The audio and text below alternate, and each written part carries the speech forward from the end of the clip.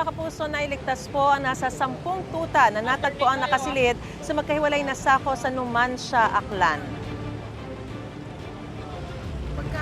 Ayon sa uploader ng video, nagsasagawa ng clearing ang mga tauhan ng Aklan Electric Cooperative sa barangay Laging Banwa nang madiskubre ang isang sako. 3 tuta ang laman nito.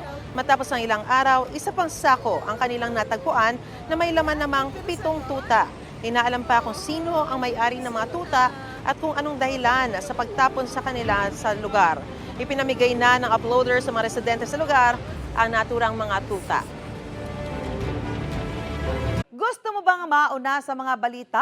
Mag-subscribe na sa GMA Integrated News sa YouTube at tumutok sa unang balita.